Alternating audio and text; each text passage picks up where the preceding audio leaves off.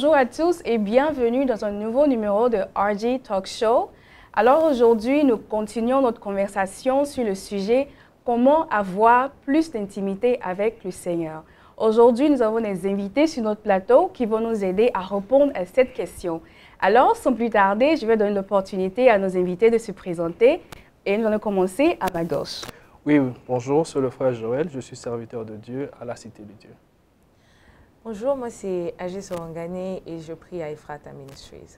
Bonjour, je suis Roland, je suis conducteur de culte à la Cité de Refuge à Irving, Dallas, Texas. Merci vraiment d'être là, nous sommes contents de vous avoir aujourd'hui sur le plateau. Comment allez-vous? Très bien, merci par la grâce de Dieu en tout cas. Alors, comment vous vous préparez pour les fêtes de fin d'année? Ça se passe bien? Ça se passe très bien. Pas de stress, hein? Ça va? Un peu. Ah, ok. Je crois que moi j'ai le projet de dormir, hein, de reposer. Je suis comme toi.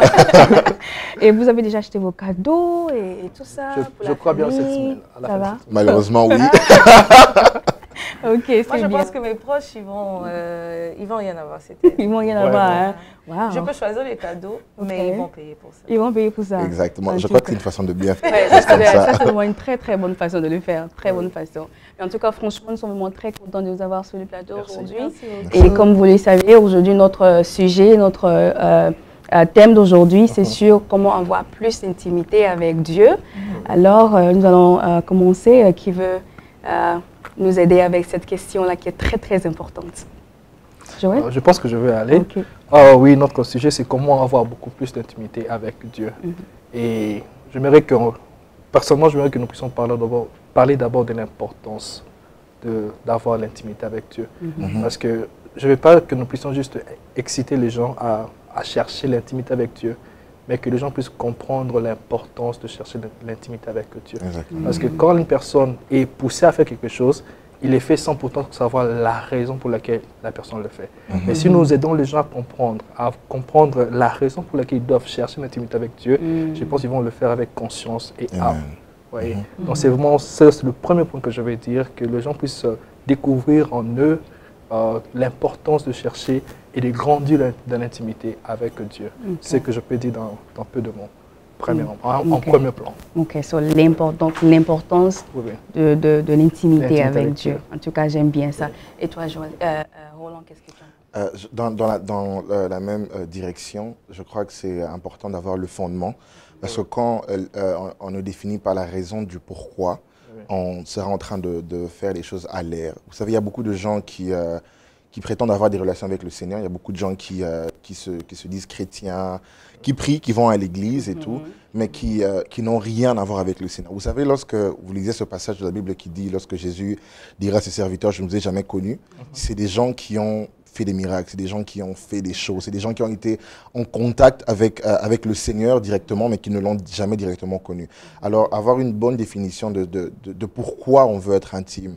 Est-ce qu'il le faut? Est-ce que je ne peux pas seulement avoir reçu le Seigneur Jésus-Christ et puis vivre ma vie tous les jours et tout? Mais lorsque l'on sait pourquoi le Seigneur m'attend dans sa présence, pourquoi le Seigneur veut que je grandisse une relation avec lui et tout, lorsque l'on comprend ça, on saura savoir maintenant comment faire pour arriver à ce niveau-là. Et je suis très persuadé que plusieurs personnes sont dans des cas où tu es chrétien depuis que tu es enfant, tu vas à l'église depuis plusieurs années, et tu arrives à un certain niveau où tu te poses la question, que ça fait des années que je prie, que je vais à l'église. Vous savez, j'avais retenu la prière de notre Père, j'avais 7 ans, 8 ans, je la répétais sans comprendre ce que je disais.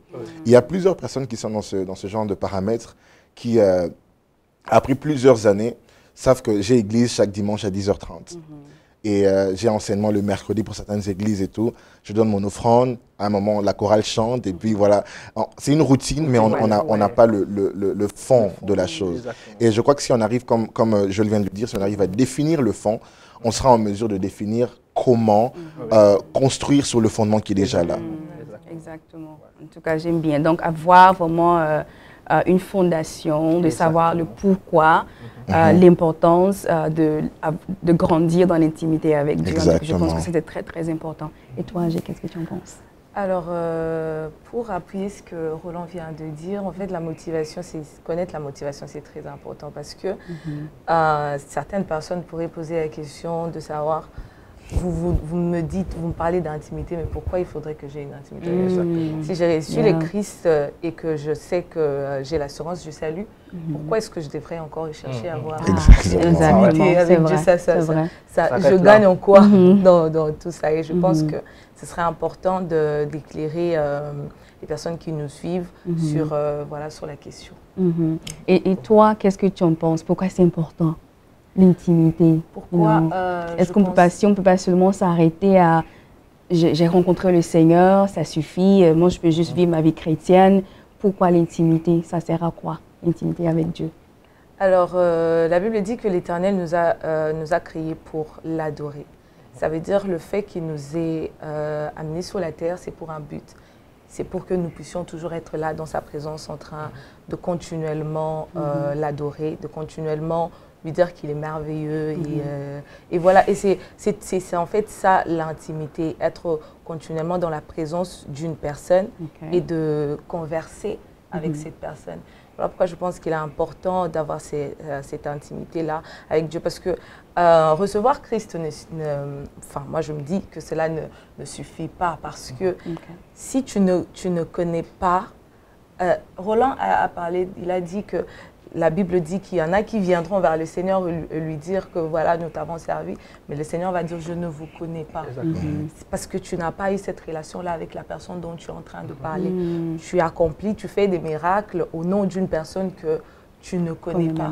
Donc voilà une raison pour laquelle le Seigneur peut facilement régner une personne. Donc oui, il est important de connaître c'est Dieu-là qui nous a créés, connaître le Créateur, connaître pourquoi il nous a créés. Lorsque tu sais pourquoi il t'a créé, tu commences à vivre en rapport avec cela. Parce que, je vais donner mon exemple à moi-même. J'avais des projets, des plans pour ma propre vie, mais plus je suis en train d'avancer, plus maintenant je dis à Dieu, j'ai comme l'impression que je n'ai plus aucun plan, je n'ai plus aucun projet, que tu m'imposes des choses. C'est parce que j'ai appris à avoir cette relation avec lui et que je me dis que si réellement je vis pour les seigneurs ici, sur la terre, alors je dois être en mesure de faire exactement ce qu'il me demande de faire au détriment de tout ce que moi-même je veux faire. Exactement. Voilà. Et quelqu'un d'autre veut ajouter quelque chose à ce qu'elle ce que moi je pourrais dire, pourquoi l'importance de l'intimité avec Dieu.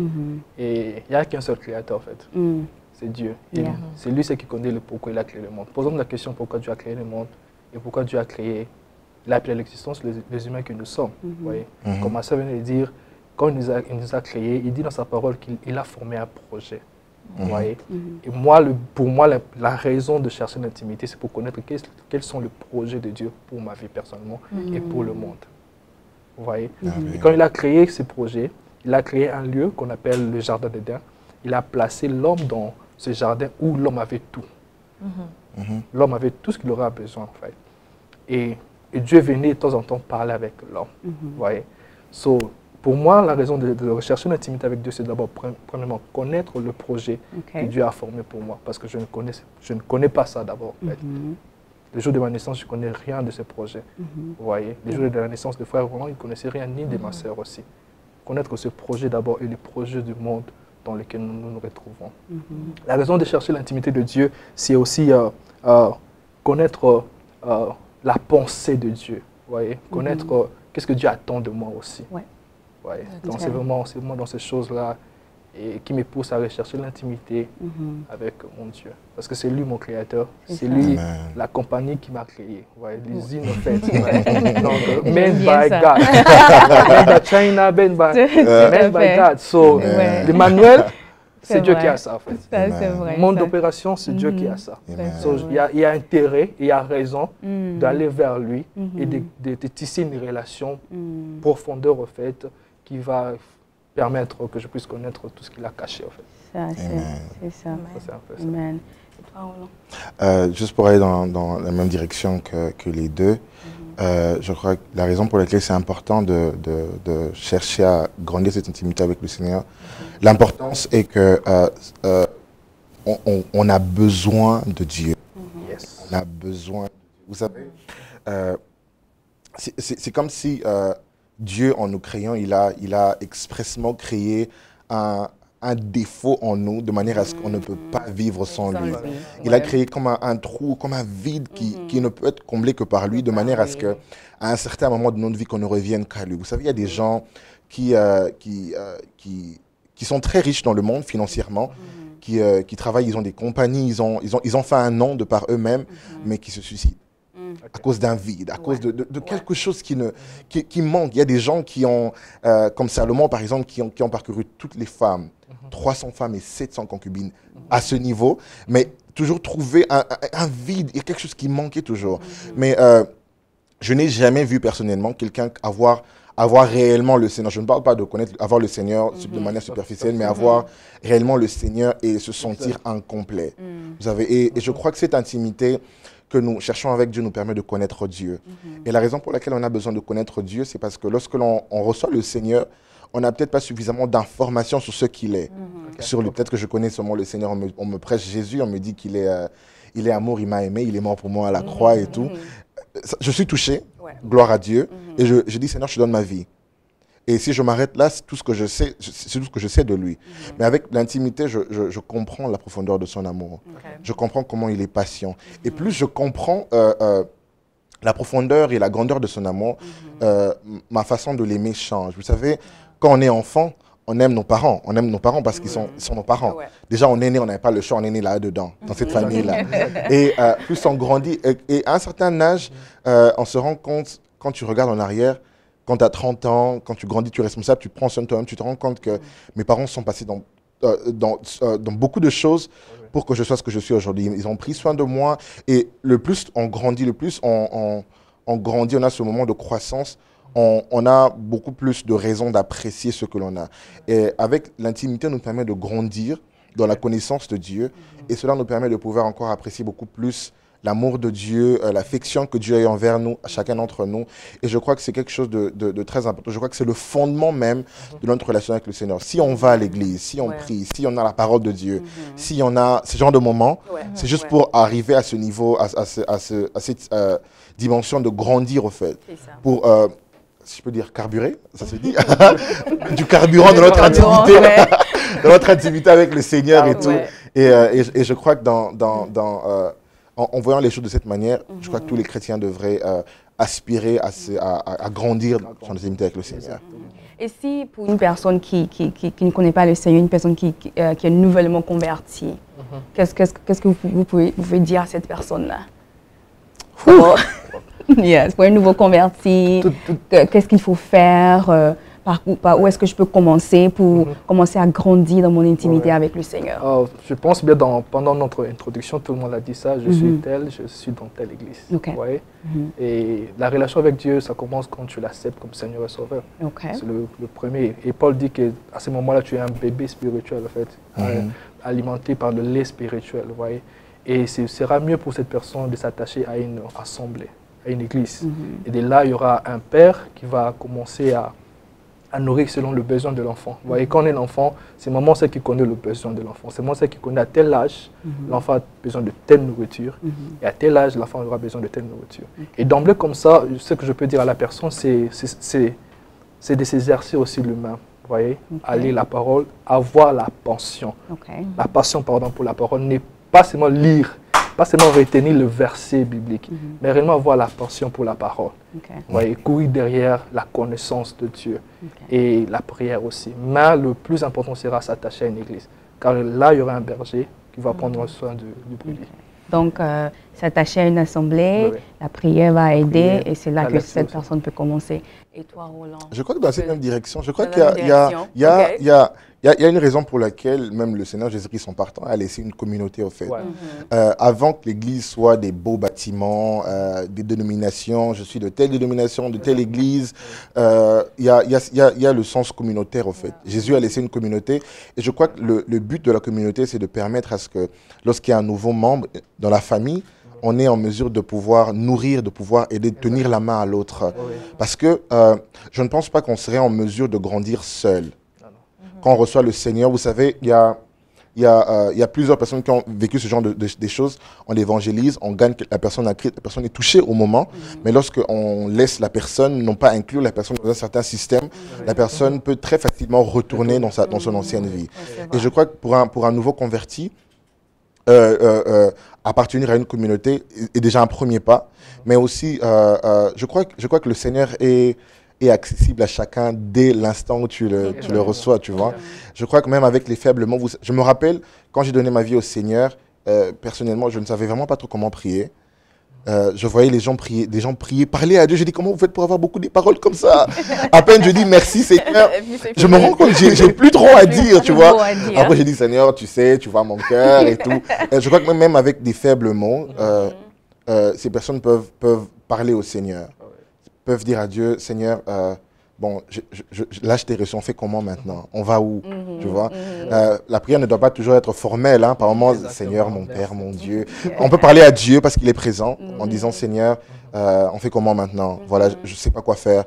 Et les Bibles sont partout maintenant, sur papier, dans les téléphones et tout. Lis la parole de Dieu, même si tu ne comprends pas pour le moment, le Saint-Esprit est disponible de pouvoir amplifier ce que tu entends, ce que tu lis dans ton cœur et de te parler de manière personnelle. On a lu des témoignages des gens dans des pays islamiques qui ne connaissent pas Jésus, qui sont tombés sur la Bible, ont lu et le Seigneur a parlé à leur cœur directement. Et je suis convaincu que le Seigneur, à part appartenir à une communauté, le Seigneur est disponible et accessible à chacun. Même quand on vient de le recevoir il y a 2 secondes, à la 3e seconde, tu peux parler au Seigneur et il va t'entendre, il va te fortifier et te nourrir dans ce sens. Amen. Et toi, G?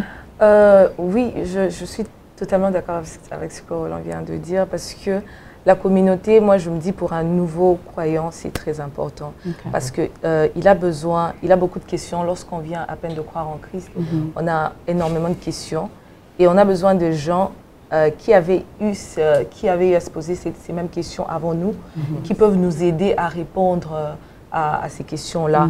Et je pense que c'est pour une raison que Jésus aussi, en montant au ciel, il a voulu que les disciples restent dans une communauté, qu'ils restent ensemble quelque part, parce que la Bible dit qu'ils demeuraient dans la communion fraternelle et ils sont restés là ensemble dans la chambre haute et je suis sûre qu'ils étaient en train de s'édifier mutuellement. Donc pour un nouveau croyant, il est important d'avoir cette communauté-là à tes côtés qui déjà va te donner cette soif-là de chercher Dieu. Parce que quand tu vois les autres en train de chercher Dieu, voilà, ça te motive aussi. Ça va encourager.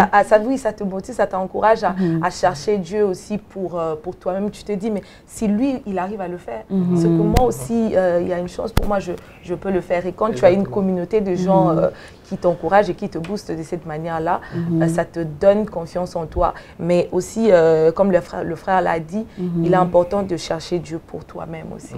Parce que la communauté, c'est bien, mais quand on parle d'intimité, on parle de 2 personnes. On ne parle pas de plusieurs. Donc, c'est une histoire entre Dieu et toi. Il y a des personnes qui arrivent à prier en public, mais quand ils se retrouvent seuls à la maison, ils ne savent pas prier. Ils ne savent pas quoi dire à Dieu, ils n'ont pas de mots.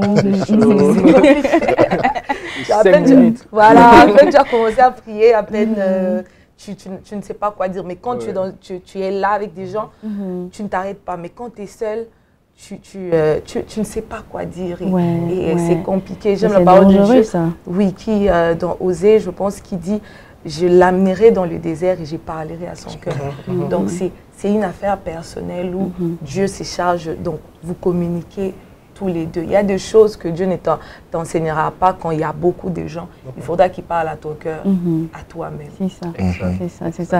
Et il y a quelque chose que tu as dit tout à l'heure que j'aime beaucoup. C'est-à-dire qu'il y a des gens qui arrivent à prier en public, mais quand ils arrivent chez eux à la maison ou à huis clos, ils n'arrivent pas à prier. Maintenant, en parlant de ça, est-ce que vous pouvez penser de quelque chose qui peut, certains obstacles qui peuvent nous empêcher de grandir dans notre intimité avec Dieu?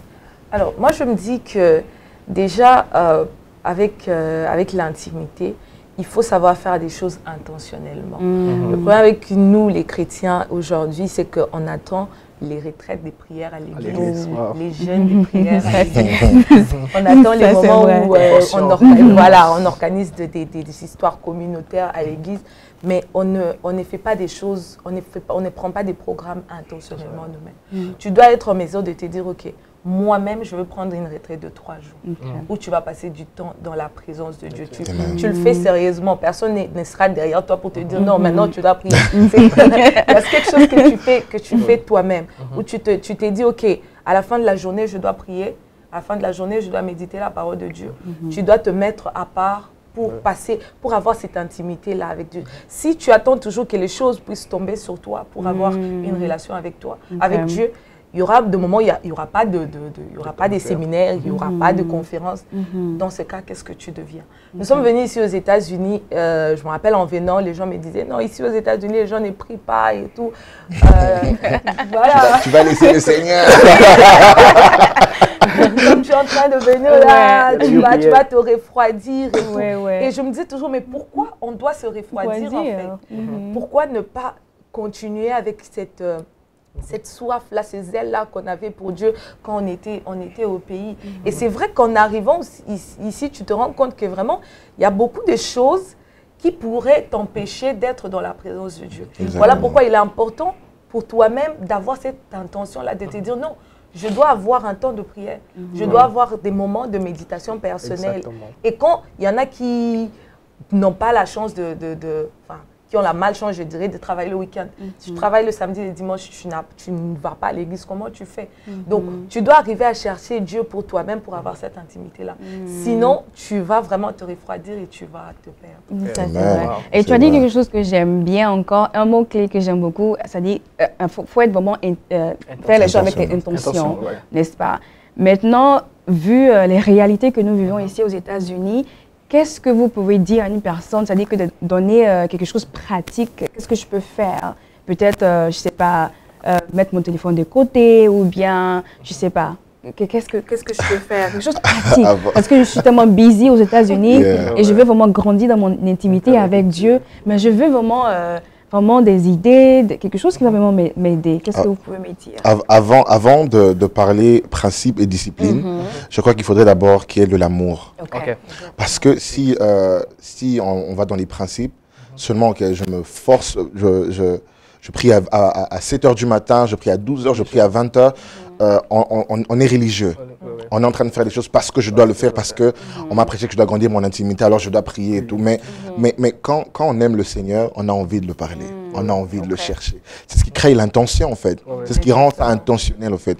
Et maintenant, quand on aime le Seigneur, on se dit, non, parce que j'aime le Seigneur, je me dois de canceller ou éliminer certains de mes programmes. Je me dois, par exemple, de faire telle ou telle autre chose et tout. Je connais des gens qui prient en famille les soirs. Quand c'est l'heure de la prière, même quand il y a des visiteurs, ils doivent prier. Ils se disent qu'on a fait un vœu au Seigneur.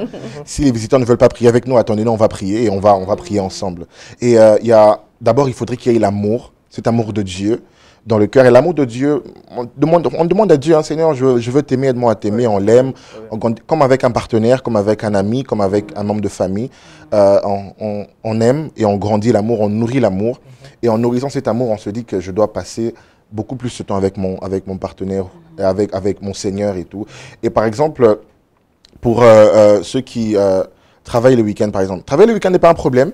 C'est pas un problème, mais quand tu te rends compte que ça commence à affecter ta relation avec le Seigneur, arrête. Parce que, moi je dis aux gens, il y a aucun bonheur de ce monde qui serait worth, assez, qui a la valeur de ta relation avec le Seigneur. Il y en a aucun. Parce que tu vas aller travailler, tu vas travailler pendant des heures et des heures et des heures et des heures, et puis quand tu meurs et tout, l'argent va je sais pas où. Ou soit, un jour, tu peux perdre ce même travail-là. Un jour, tout peut arriver, vous savez. Mais je ne dis pas aux gens de ne pas travailler, s'il vous plaît. Je ne dis pas aux gens de ne pas travailler. Allez travailler, allez travailler pour nous offrir des cadeaux pendant Christmas. Mais il faut se rassurer que le Seigneur prend la première place.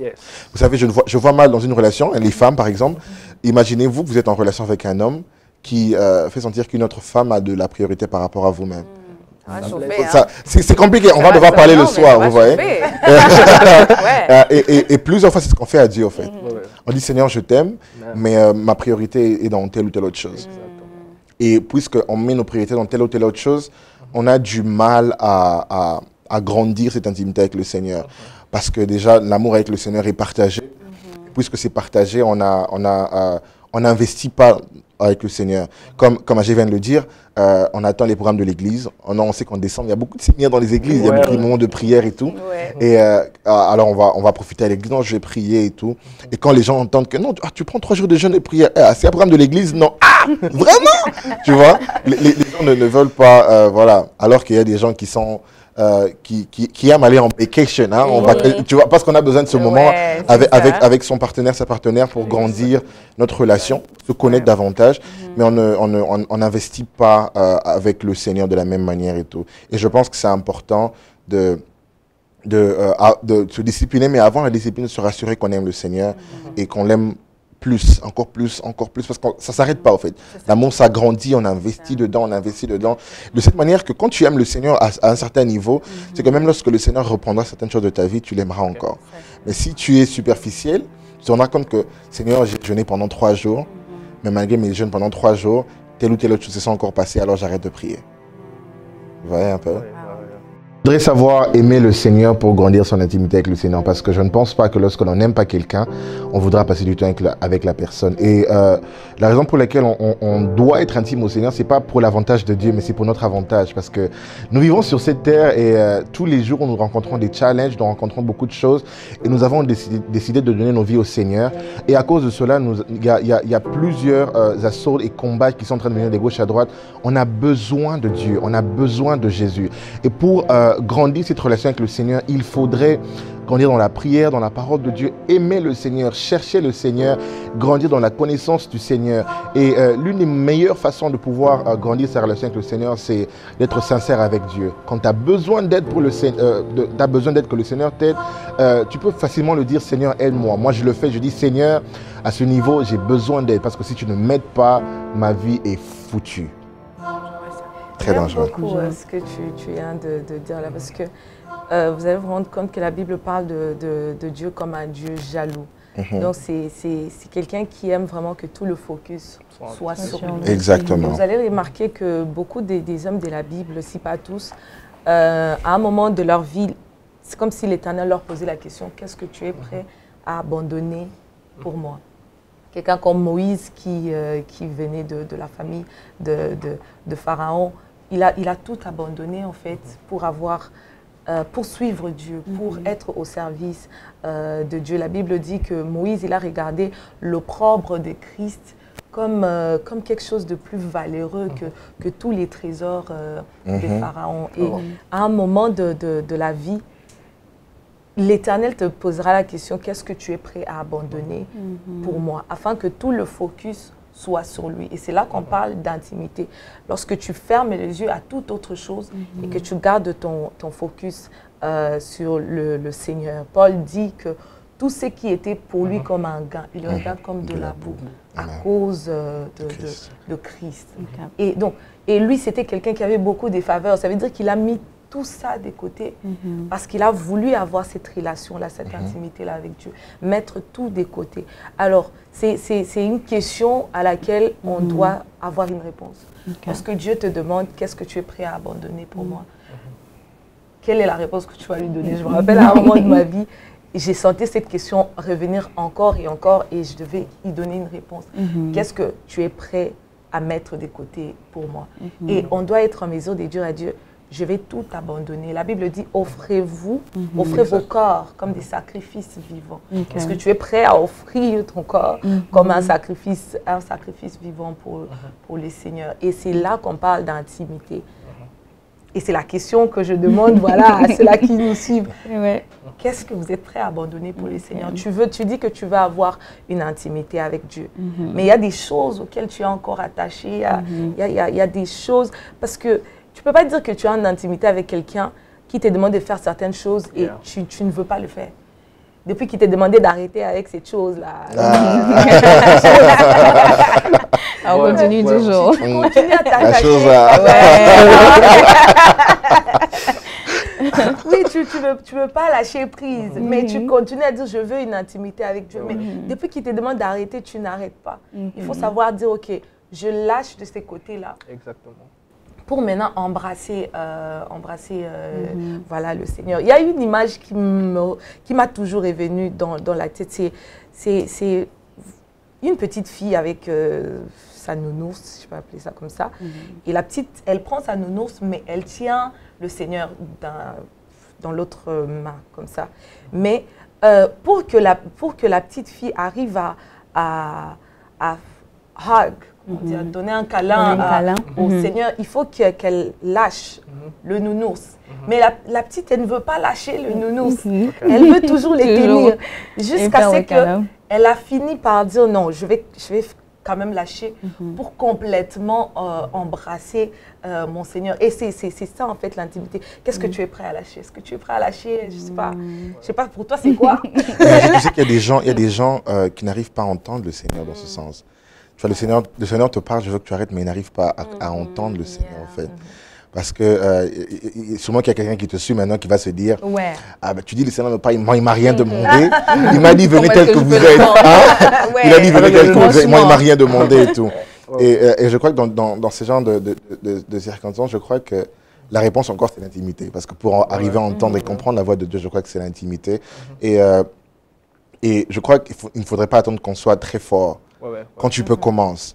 Quand tu peux commencer, like, même quand tu ne sais pas comment prier, tu ne sais pas comment méditer la parole de Dieu, tu ne sais pas comment t'intégrer dans une communauté d'une bonne manière, parce que par moments c'est difficile de s'intégrer. Hein.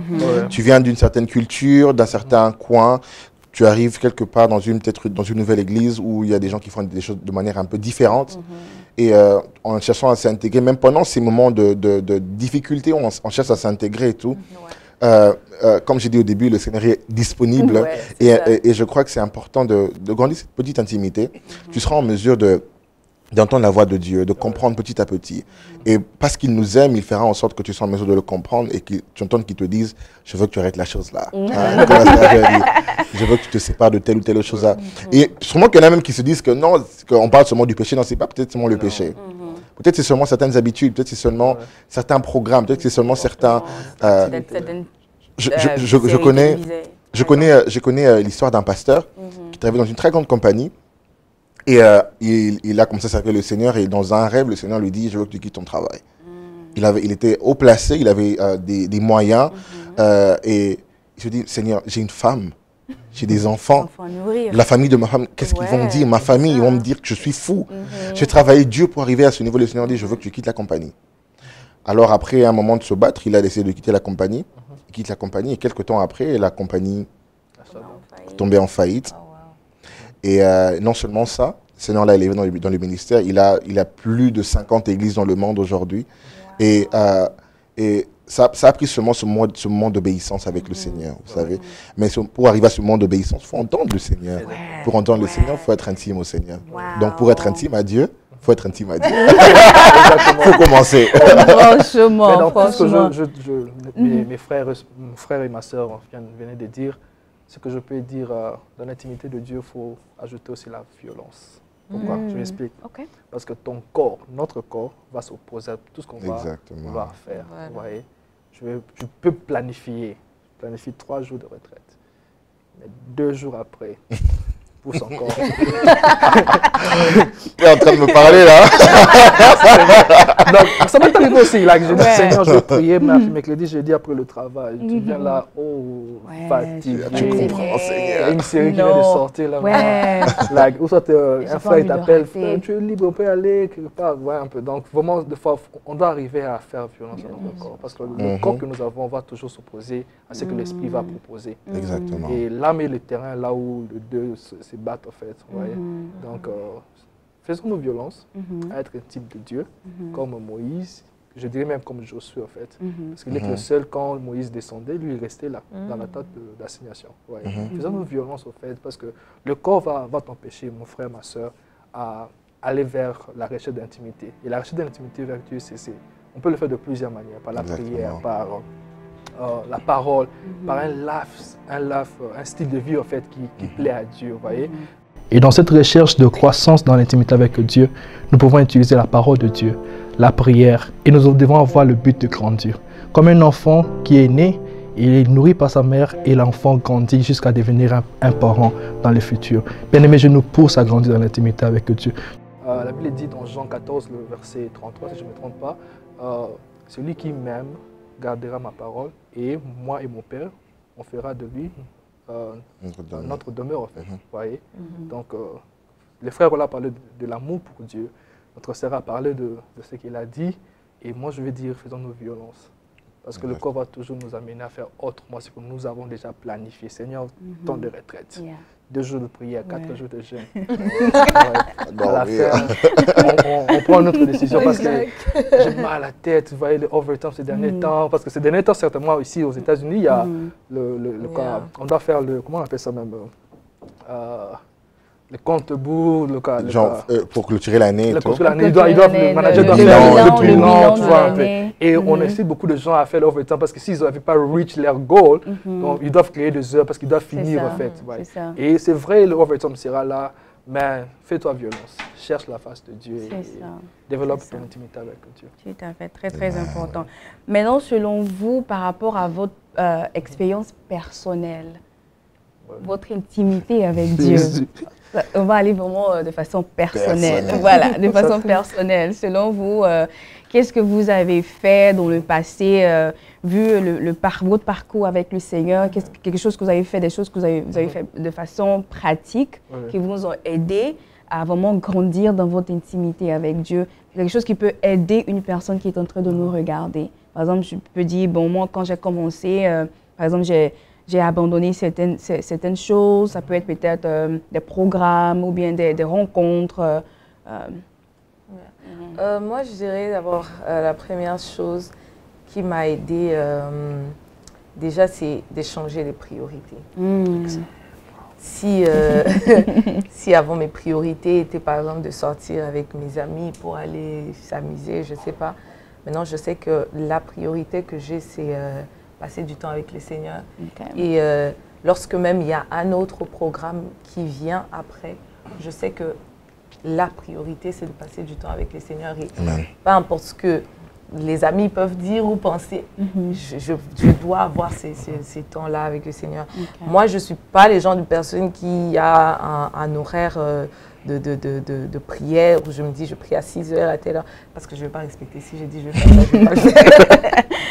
Alors du coup, je me dis simplement, ok, la journée ne doit pas se terminer, je dois passer du temps avec le Seigneur. Du coup, je me dis, quand je passe du temps avec le Seigneur, je connais ça, c'est ma priorité. Alors, que ce soit les appels, le téléphone ou la télévision ou quoi que ce soit d'autre, je mets ça de côté.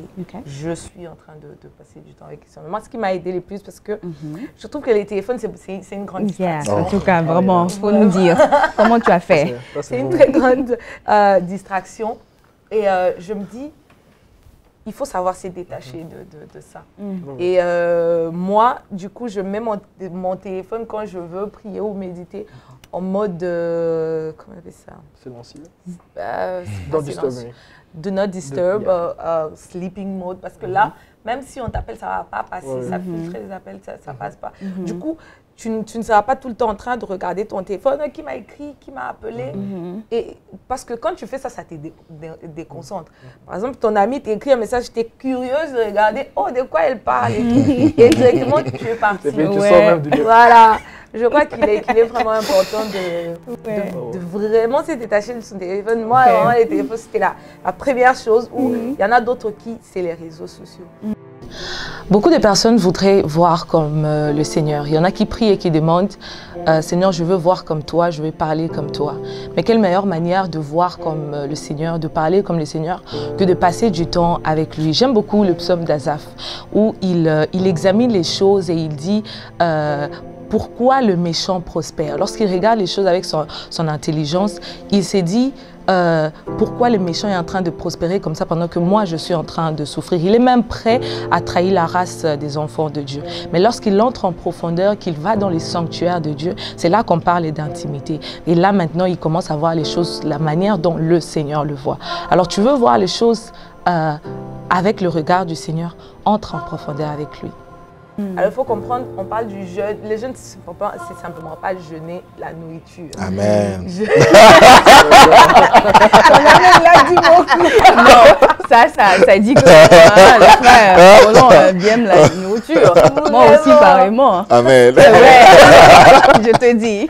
Je me rappelle une fois, il y a un ami qui m'a challengé et qui m'a dit, OK, tu vas entrer en prière, mais choisis des choses que dont tu veux gêner, qui ne soient pas nécessairement la nourriture. Et j'étais genre, OK, qu'est-ce que j'aime beaucoup, dont je dois me détacher. Et pour moi, cette époque-là, c'était les réseaux sociaux. Et je savais que pour moi, c'était une distraction.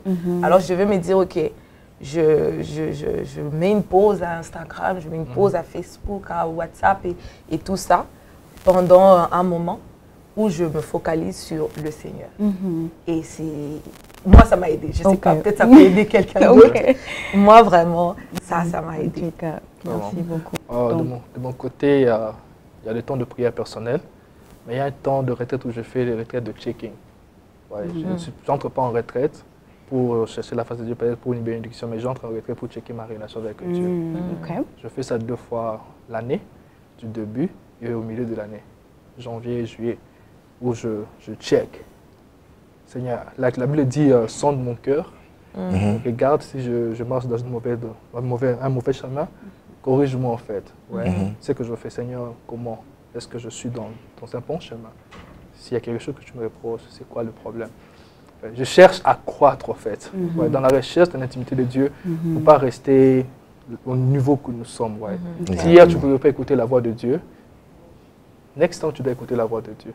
Si hier tu ne pouvais pas lire la parole et comprendre la pensée de Dieu et transmettre la pensée de Dieu, next time tu dois comprendre ces choses en fait. Parce que c'est une relation qui est juste pas où tu parles, mais le Seigneur aussi doit te parler. Le Seigneur aussi doit te reprocher que non, j'étais un bien, mais souvent tu m'avais mal parlé. Souvent on le fait entre nous amis, on est là, mais j'aime pas ton comportement X, j'aime pas ton comportement Y.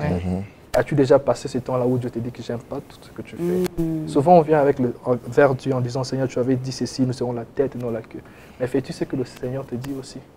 C'est ça en fait pour moi, le temps de retraite seul où je ne cherche pas la bénédiction, je ne cherche pas l'onction, mais je cherche à checker ma relation avec Dieu.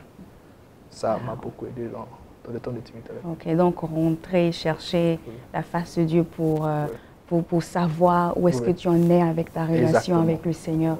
Très, très important.